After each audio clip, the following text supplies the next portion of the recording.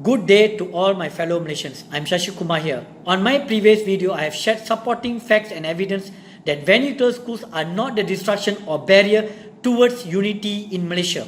The destruction of unity among Malaysians is caused only by two factors: preachers and politicians. Why do I say this?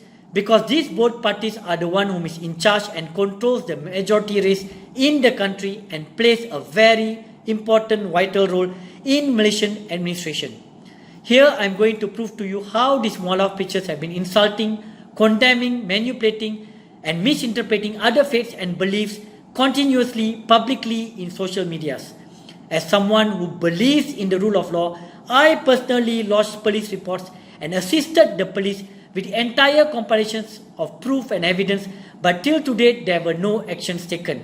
Thousands of police reports been lodged against some individuals over the years, but yet no actions taken.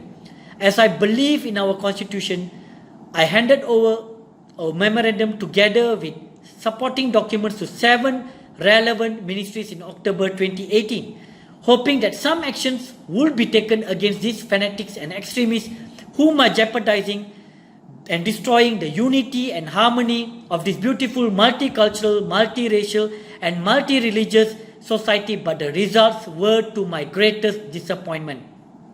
I went through 3 governments, BN, PH and PN, but all of them just ignored the matter. Then again, many non-Muslims has been arrested within 24 hours over the years for insulting Islam or the Prophet in their Facebook postings.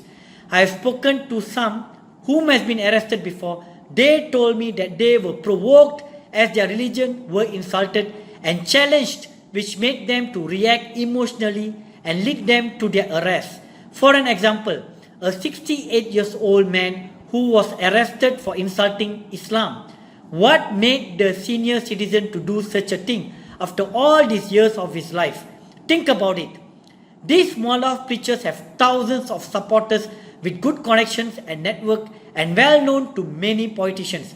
I have confronted them before, but I was warned that I am interfering in Islam matters and labelled me as Kafir Harbi. How is that when they insult other faiths and beliefs, and when we question them, they label us as against Islam or enemies of Islam?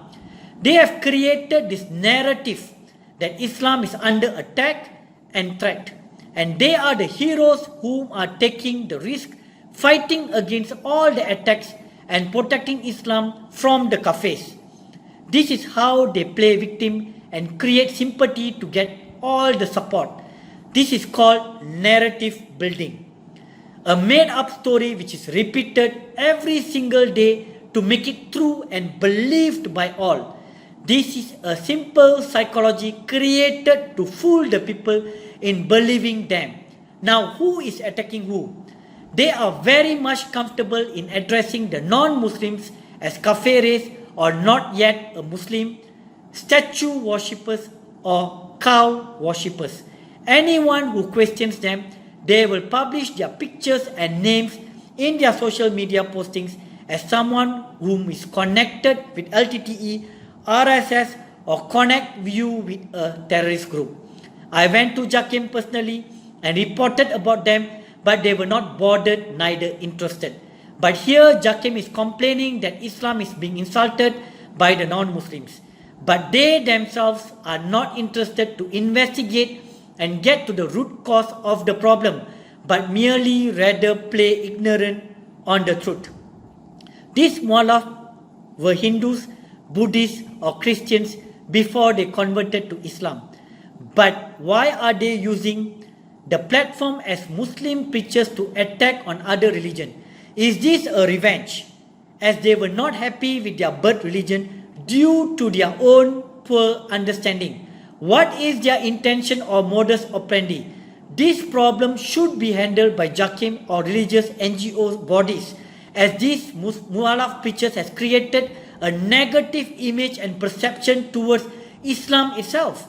By the way, who are they to talk about other faiths and beliefs? Who gave them the authority and what rights do they have, as it's not your religion or practice or towards your understanding? To understand a religion in depth, you need to go for religious class, not cherry picking on verses.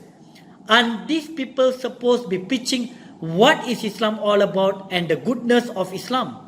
A quote from a famous preacher whom is banned by many countries around the world but welcome here in Malaysia.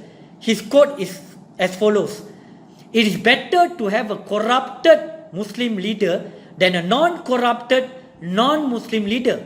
Isn't he condoning and supporting corruption? Isn't this instigating and causing hatred and disunity? They are also against Muslims joining festive season or cultural activities by other races and claims is haram. So now who is breaking the unity here? Do you know why Singapore bans these kind of preachers from preaching and put them into jail?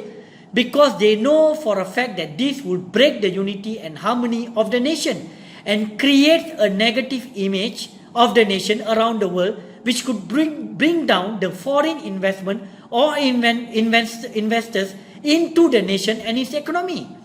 We never had these problems during the 80s and 90s. The bonding between the races was so strong and united. But why now? We can see extremists and fanatics seems to be allowed or welcome in this country by the government. Is this because Islam is the official religion and they are free to do as they wish? What happened to the 5 pillars of the country?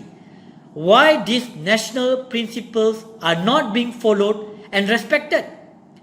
No non-Muslim MPs or ministers would dare to speak on it or bring it up, as they would be labelled as anti-Islam or anti-Melayu.